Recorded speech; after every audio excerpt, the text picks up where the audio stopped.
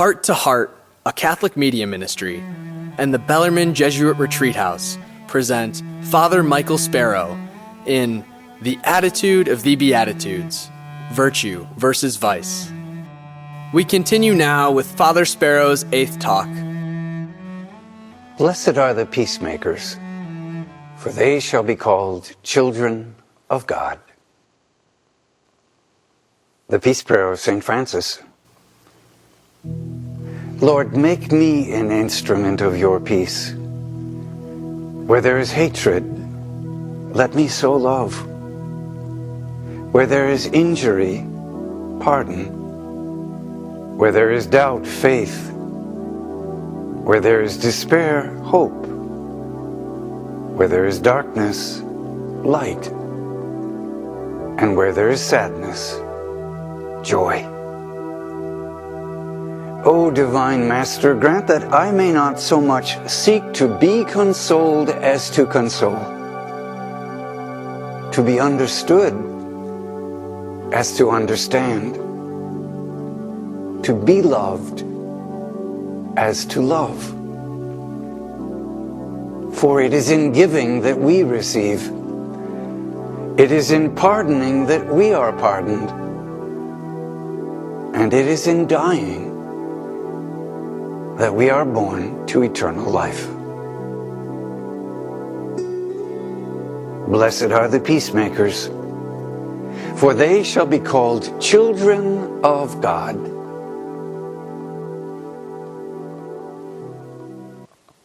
As we just prayed in the Peace Prayer of St. Francis, I want to be an instrument of your peace. I want to be one who helps to create that peace. I want to strengthen others in their faith. I don't want to be a source of division. I don't want to be a source of conflict. I want to be one who brings people to Jesus. In the imagery at the end of the Beatitudes, Jesus says, "You are the salt of the earth. You are the light of the world." That image of salt, of preserving life, protecting life, enhancing the flavor of life. Light, guiding the way in the midst of darkness. Jesus uses that image. Nobody lights the light and puts it under a bushel. You don't hide the light. You light the light so that it can show. You put it on a stand so it gives light to all those in the house. That's us, who believe we want to be those who bring light. We want to be salt for the earth. And in doing that, we become instruments of God's peace. God is the great peacemaker, and we are used for God's good purpose. John Stout, in his book, The Message of the Sermon on the Mount, writes, "Now peacemaking is a divine work. For peace means reconciliation, and God is the author of peace and of reconciliation. It is hardly surprising, therefore, that the particular blessing which is attached to peacemakers is that they shall be called sons of God or children of God. For they are seeking to do what their Father has done, loving people with his love." What's the opposite of being a peacemaker? Well, I see it as the vice of jealousy, the deadly sin of jealousy. That's another one of those that's perhaps not so obvious and could be split or paired in different ways. But I make this choice for this reason. Let's look at Genesis chapter 4, the story of Cain and Abel. The man had intercourse with his wife Eve, and she conceived and gave birth to Cain, saying, "I have produced a male child with the help of the Lord." Next she gave birth to his brother Abel. Abel became a herder of flocks, and Cain a tiller of the ground. In the course of time, Cain brought an offering to the Lord from the fruit of the ground, while Abel, for his part, brought the fatty portion of the firstling of his flock. The Lord looked with favor on Abel and his offering, but on Cain and his offering he did not look with favor. So Cain was very angry and dejected. And the Lord said to Cain, "Why are you angry? Why are you dejected? If you act rightly, you will be accepted. But if not, sin lies in wait at the door. Its urge is for you, yet you can rule over it. Cain said to his brother Abel, "Let us go out in the field." When they were in the field, Cain attacked his brother Abel and killed him. And the Lord asked Cain, "Where is your brother? Where is your brother Abel?" He answered, "I do not know. Am I my brother's keeper?" God then said, "What have you done? What have you done? Your brother's blood cries out to me from the ground." Let's look at that story. Abel gives the first fruits. He gives the best. Cain doesn't give the best. He holds back. He gives God second best. Gives God leftovers. The Lord warns Cain. And he says, "Sin is knocking at the door of your heart. I see your anger. Why are you dejected? If you act rightly, you will be accepted. You can turn your life around." What's brewing in Cain's heart, I think there is not only anger, but it's anger born of jealousy. Abel's offering is accepted, my offering is not. Poor me, poor me. And when that's allowed to fester, terrible things happen. And in this case, his jealousy festers to the point where he takes his brother out and murders him in cold blood and then lies about it. Where's the origin of war? In the letter of James, chapter 4, it's written, "Where do wars and where do the conflicts among you come from? Is it not from your passions that make war within your members? You covet, but you do not possess. You kill and envy, but you cannot obtain. You fight and wage war. You do not possess because you ask, but you do not receive because you ask wrongly, to spend it on your passions. You covet and you do not possess." What is envy? What is jealousy? You kill and envy, but you cannot obtain. What is envy? What is jealousy? But wanting what somebody else has. They got it and I don't have it. How can I be happy? If I had what they had, then I would be happy, but I don't have what they have, so I'm not happy. And they don't deserve it because I work a lot harder than they do. Are those thoughts familiar to you? They're very familiar to me. As I mentioned, one of the things I've loved to do is lead pilgrimages. I've done that for most of my priestly ministry. I led many pilgrimages with my good friend, Father Jim Willig. I've led pilgrimages with my dear friend, Father John Ferroni. But I started by giving pilgrimages with my good friend, Father Mitch Pacwa. Father Mitch and I entered the Jesuits together back in 1968 in Milford, a suburb of Cincinnati, Ohio. Both of us were from Chicago. Mitch has gone through a lot of changes in his life. I've gone through a lot of changes. Mitch is now the big television star on EWTN. He hosts EWTN Live. In addition to that, he's got a weekly radio show. He's got his doctorate in Old Testament from Vanderbilt University, and he's a linguist. He speaks and understands 12 languages. And he's a licensed tour guide over in Israel. Every year he's been going over to Israel. Well, he asked me, "Mike, would you like to go with me on a pilgrimage to the Holy Land?" I jumped at that opportunity. I'd go with my best friend to the Holy Land. Yeah, absolutely. I got over there. We had a bilingual group. Half the group spoke Spanish, didn't speak any English, and the other group just spoke English, didn't speak any Spanish, and Father Mitch was the bridge between the two because one of the languages he's fluent in is Spanish. I don't speak Spanish, I speak English, sort of. So 4 days into the trip, 5 days into the trip, Father Mitch is speaking in English and Spanish, and we get over to the Holy Land, and he meets some fellow Poles, and he's speaking a little bit of Polish, and he meets some Greeks, and he's speaking a little bit of Greeks, and he's talking to the Israelis, and he's talking in Hebrew, and he's quoting the Old Testament in Hebrew, and then he's quoting the documents of the church in Latin. Everybody he meets, he's speaking in their languages.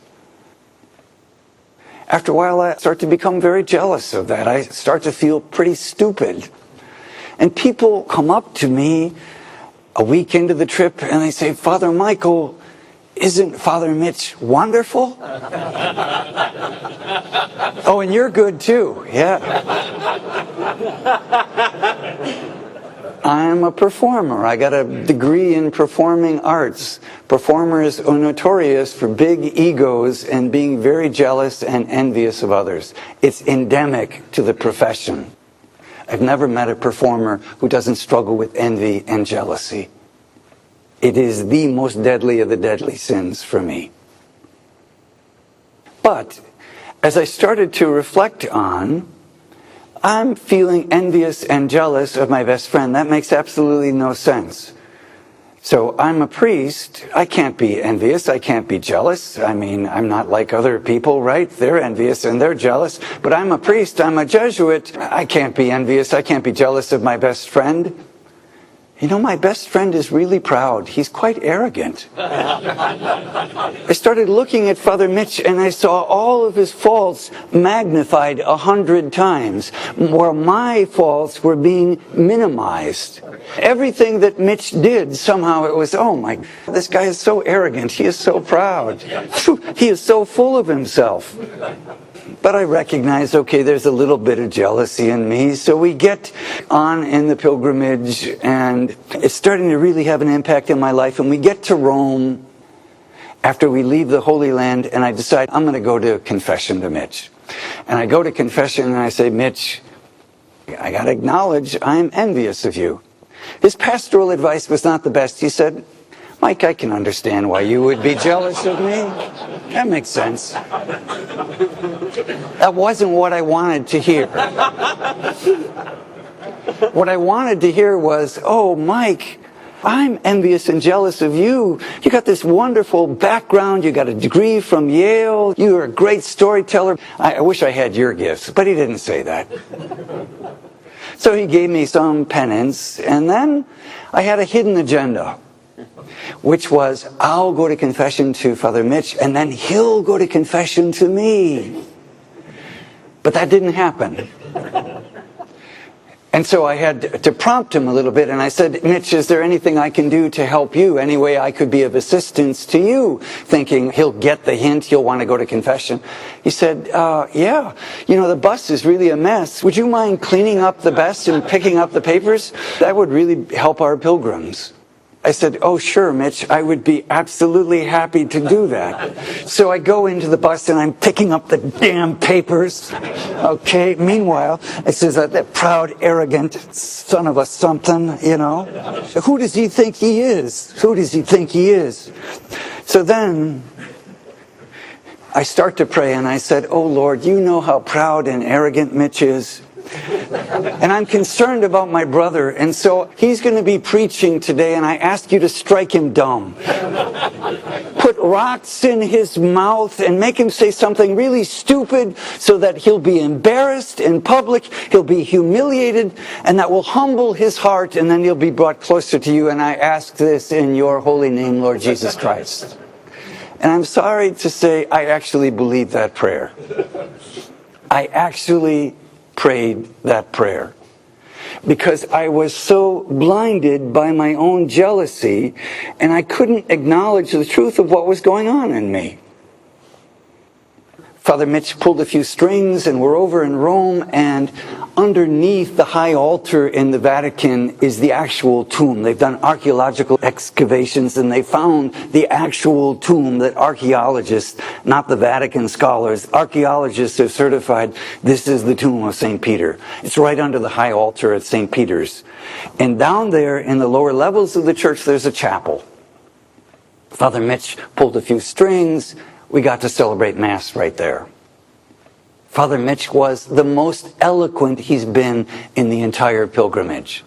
I'm moved, despite myself, by his homily, which of course just makes me furious at myself because I had just prayed, put rocks in his mouth. So I'm ashamed of myself, and I'm still jealous of why couldn't I preach a homily like that? So it comes time for communion, and I say to Mitch, please distribute communion. I can't do this. And the people look out at me, and I was so angry. This is the only time it's ever happened in my whole life. I was so angry, tears are streaming down my eyes. I don't know if you've ever been that angry. And the people in the congregation look at me, and they see the tears. I can't hide them. And they misinterpret what's going on. They say, Father Michael is having a mystical experience. He is so holy. He is so filled with the love of Jesus at this holy spot that he's crying tears of joy. People are looking at me, and I know what they're thinking, and they have no clue what's going on in me, which of course just makes me absolutely miserable. And communion is being distributed, and I sit down in the chair feeling sorry for myself. And I hear a voice inside my heart. But it's as clear as if someone is speaking to me. And the voice says, Michael, the gifts and the talents I've given you are enough for me. Why aren't they enough for you? Michael, the gifts and the talents I've given you are enough for me. Why aren't they enough for you? I'll never forget those words. I'll never forget that experience. It's the reason I tell this story over and over again, because I need to remember what the Lord spoke to me that day. Those words were a knife that sliced the abscess of jealousy in my heart. And what poured out was that pus of sin. And you better believe that right after that Mass, I needed to go to confession to Father Mitch again. And this time, there was no hidden agenda. There was no manipulation. It was acknowledging the truth of where I was in my life. That this sin had got me. And I needed God's grace to get to the other side of it. Now, I wish I could say, and I've never been jealous since. But you know, the truth is, I've never led a pilgrimage with Father Mitch again. He's a dear friend. We stay in contact with each other. We text, we write, we call, we visit, we vacation together. But I know I'm just too vulnerable in that area. My ego is not that healed that it can take. Father Mitch is the extrovert's extrovert. And it just shuts me down. So it's very humbling on my part to say he's my dear friend, but sorry, in this forum, I just can't go there because I'm not healed enough.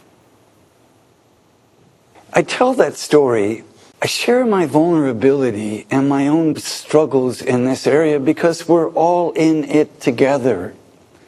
We are fellow pilgrims along the path. And my struggles are not your struggles, and your struggles are not my struggles, but we need each other. I preach this retreat on the Beatitudes because just like you, I want to be a man of the Beatitudes. I want to put on the mind of Christ. I want to have the attitude of the Beatitudes. But I still struggle with my own sin. I still need to go to confession. I still need to get on my knees and daily beg God's grace. My daily prayer at the beginning of the day and the end of the day, every day, is, Lord, make me an instrument of your peace. It's how I begin my day. It's how I end my day. I want to be a peacemaker. I want to be used as an instrument of God's grace. And what a joy it is when I can recognize that the Lord is using me, that He's acting through me, and I can feel that power at times, and I'm grateful.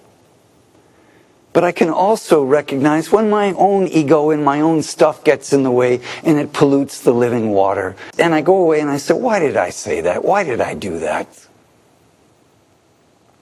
Another hero of mine is Cardinal Bernardine. Some of you know that I've been working on a drama of his life for the past 12 years. I hope that eventually it will get from the page to the stage. But whether that will happen, I don't know. But I've been inspired by Cardinal Bernardin, especially by his book, The Gift of Peace, that he wrote just in the last 2 months before he died. He wrote that book. The pages of it were shown to him just a day before he died.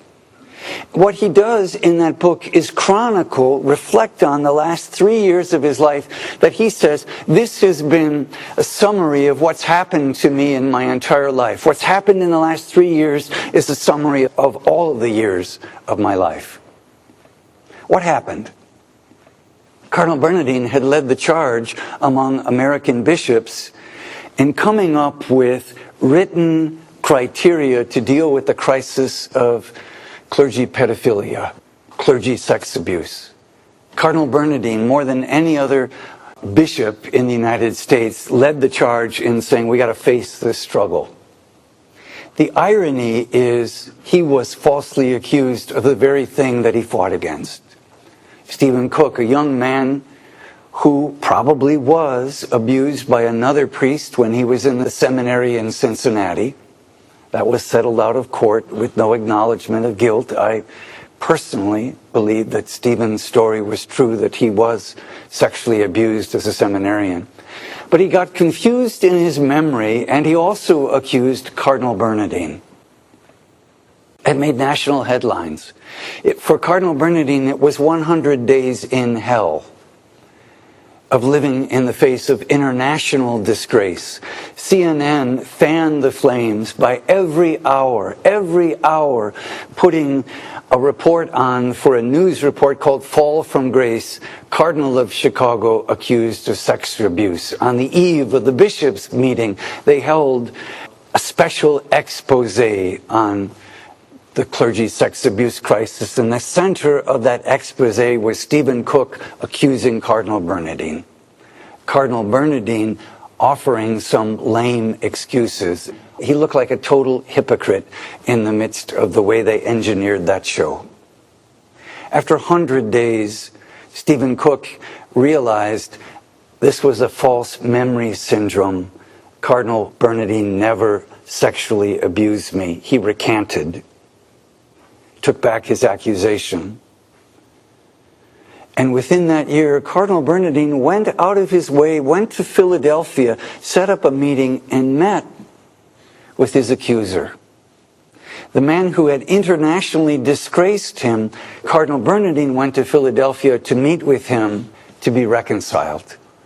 Say, let's bring closure to this. It's over legally, but it's not over between us as men. We don't have peace with each other. Let's be reconciled. Stephen Cook apologized to Cardinal Bernardin. Cardinal Bernardin then celebrated a Eucharist with Stephen Cook, who had been estranged from the church for years, had hated the church, didn't want to have anything to do with the church. Cardinal Bernardin and Stephen became friends. They corresponded with each other. They talked with each other on the phone. Shortly after the accusation, Cardinal Bernardin was diagnosed with pancreatic cancer, which eventually took his life. Stephen Cook was dying of AIDS. Ironically, he called Cardinal Bernardin to console him. They planned to get together in Chicago, but Stephen's disease took a turn for the worst, and he died before he had the opportunity to ever come to Chicago. But he died fully reconciled to the church.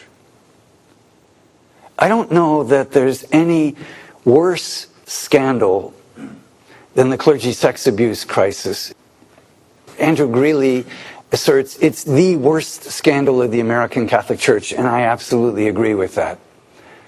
I would also say that it's the worst scandal of the international Catholic Church in the last 100 years. It's been a source of alienating so many young people. My ministry before coming back to Bellarmine was working with young adults in their 20s and 30s. So many young people don't want to have anything to do with the Catholic Church because of the clergy sex abuse crisis and the way that the bishops have handled it. If there's any ray of hope in the midst of that sad chapter in our history, it's the story of Cardinal Bernardin.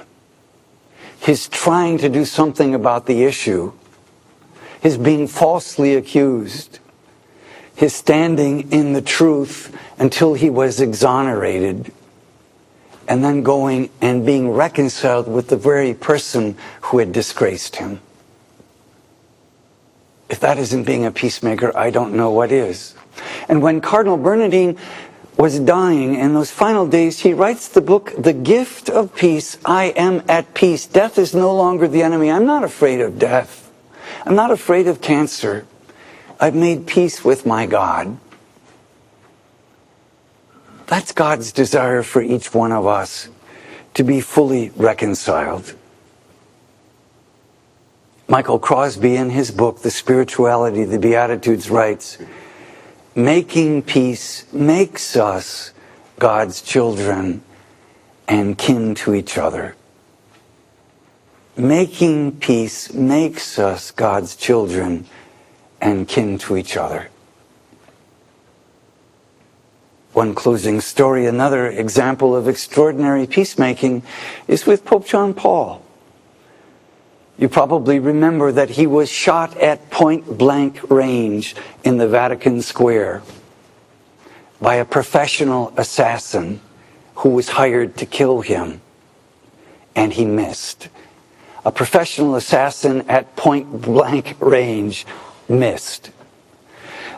Sure, it hit his body, but the bullet did a dance and missed all of the vital organs as it passed through his body.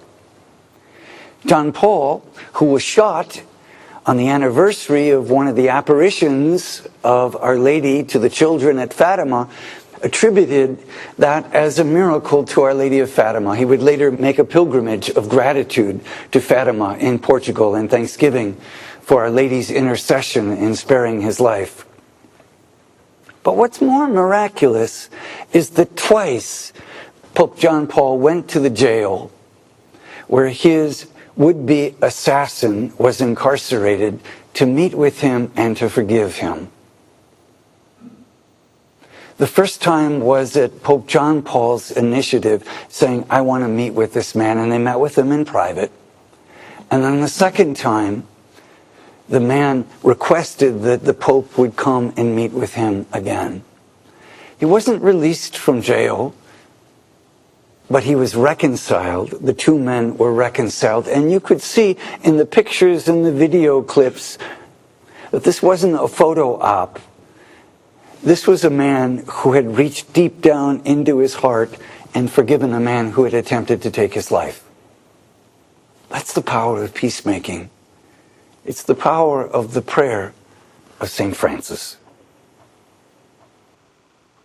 Blessed are the peacemakers, for they shall be called children of God.